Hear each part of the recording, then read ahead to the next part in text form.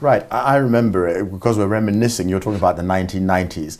In the days when we're sort of rioting, protesting against... We don't riot, we protest. Protest, sorry, that word, yes, we were protesting. But the system said these are university riots. In our protests, there was a sort of pattern that emerged. The police came, it was all very nice, they gave us a speech, they encouraged us to what they were doing, and at some point there was this crack and all hell broke loose. It was a pattern that we were prepared for. You were doing the same thing in the 90s. Weren't you prepared for what was happening? Well, we always go to a protest in this country ready for tear gas, ready for police brutality. Absolutely. Exactly. So I had my water, I had my handkerchief, I was ready for all that. I had my plan because I think this happens. But it need not be that way, John. I think that's what the key issue is. That policing of protests is not the way the Kenyan police do it is not ideal. I came back from Mongolia a few weeks ago, and while I was there for a big international meeting, we came out of the hall to take a group photograph, and there was this big protest of Mongolians protesting against the government of the day, saying that this government is not a democracy, they have political prisoners. Aung San Suu Kyi was there, the Prime Minister of Thailand was there, and what was fascinating about this is that the police were standing in a line, not allowing the crowd of protesters to cross it, but they had not a single helmet, not a single baton, no single rungu, no tear gas, no dogs, nothing. These guys were shouting with bullhorns and making noise. They had placards saying whatever they wanted to say. But that's how policing is done. If somebody tried to push the line, they'd be taken and removed from the line and told, go back. And it worked. It's not rocket science. Right. You can protest, you can handle policing. Protest is not hard. Right. It just has to be done right. Right. When's the accusation that they're chemical? You said something about chemical laced. How do you know that? I saw it. I saw them. How do you know that something is chemical laced? Because I'm telling you what, I saw them. As I happened to be doing an interview with NTV at 1 o'clock, and I saw these trucks of lorries out there by the mausoleum, where the mausoleum Why not just water? Of Kenya. I saw them. Let me finish. But how do you know it was chemicals? Because I saw them opening these cans, these drums, right, or blue drums, about 4 of them on top of the trucks. They had masks on. Right, so they had masks on and were putting it in, and it was brown liquid. I have a photograph of it as well. Right. I saw them. So these were chemicals, right, for sure. So point of information. Yeah. Point of information. Time is not on our side. I'm going to read you another of your quotes. The problem we have in Kenya, which is not a new problem, is that of impunity. People are rarely held accountable for their actions, enabling grand corruption to persist. Bygone days? And sadly no. I think this is what explains why our members of parliament, our political leaders, are seeking salaries despite everything. They just don't care. They know they can get away with it. The fact is, the law in this country and the way the law is applied basically tells you that if you're powerful or if you're rich, you'll get away with it. There's a big commotion right now about the court judgment that allegedly has tried to terminate the proceedings against Kamlesh Patni, despite everything. In a sense, it's saying, that's it.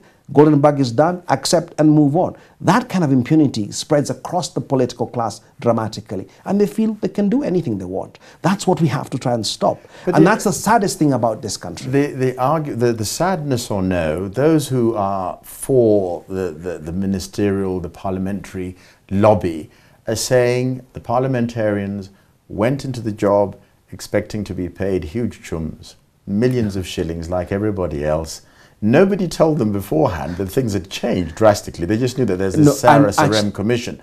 So nobody knew. Actually not. Nobody knew what the figures were. No. Nobody knew. There is no record. The Parliamentary Service Commission was in negotiations and talking with Salaries Commission. That's very, very clear. But nevertheless, the point is this. Right. Because they know there has been an outcry by Kenyans about salaries. They know that's why we insisted on having a Salaries and Remuneration Commission outside the control of Parliament. They know we wanted this commission outside the control of the executive.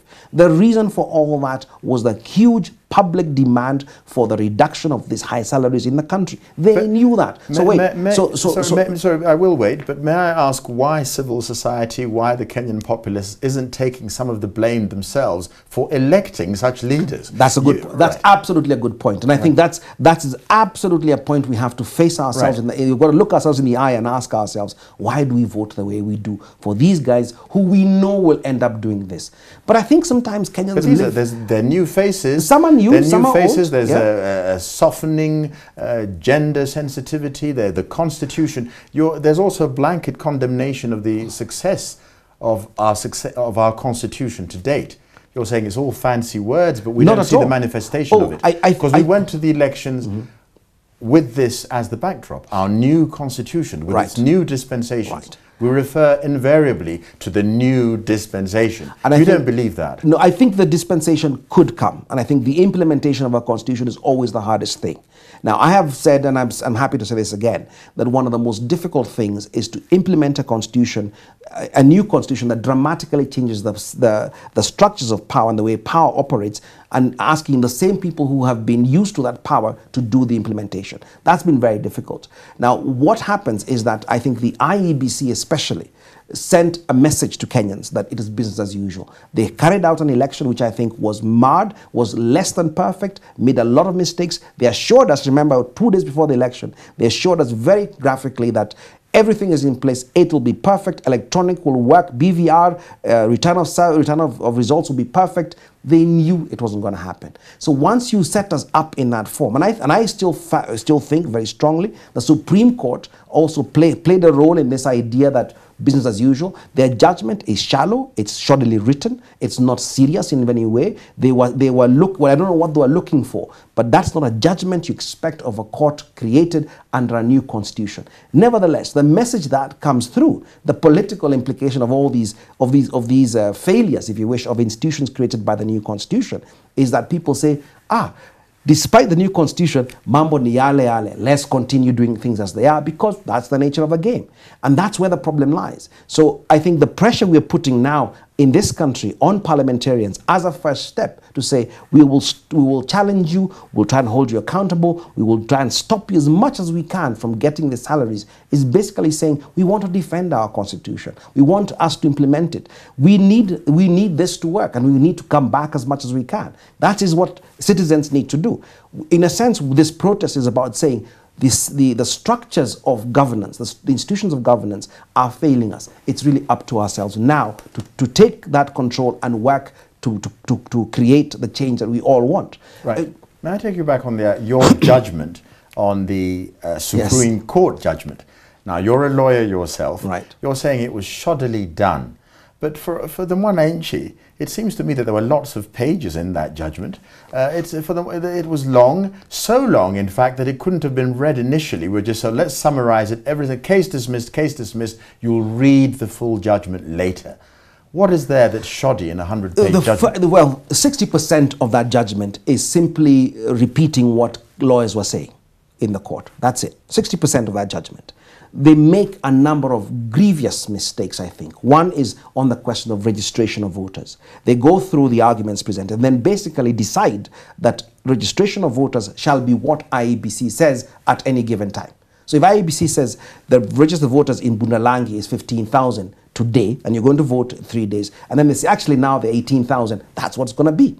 Because they introduce all these things, despite the constitutional demands that it must be transparent and verifiable. The Supreme Court did not handle this case right. Secondly, on the issue of all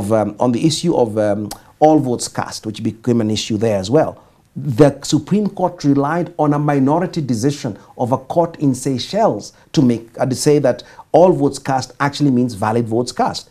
Our previous constitution was very clear about valid votes cast.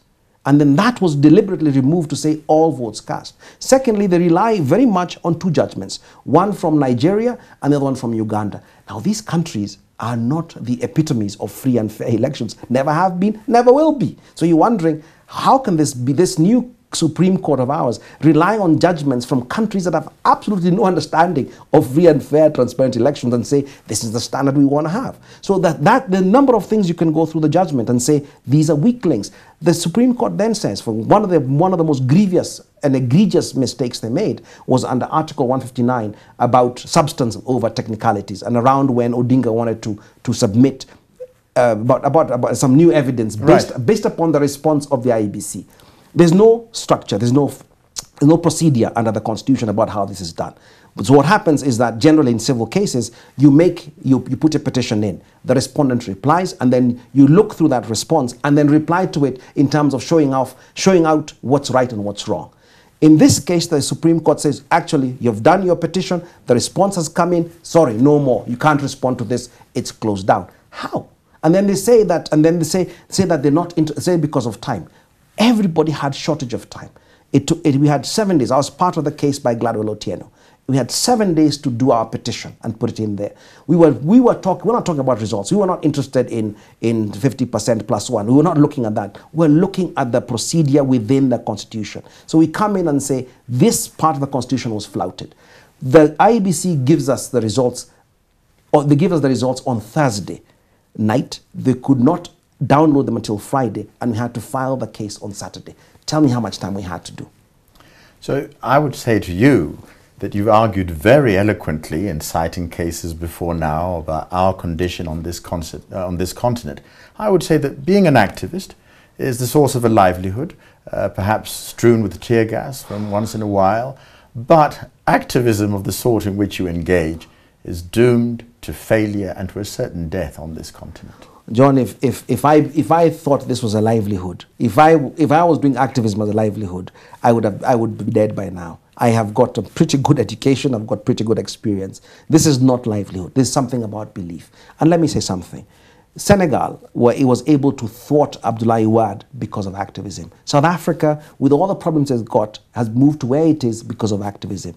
Egypt, Tunisia, you look around the world, activism has what changed the world, even this country. And we must accept that this country, Kenya, is different from the way it was in 1980.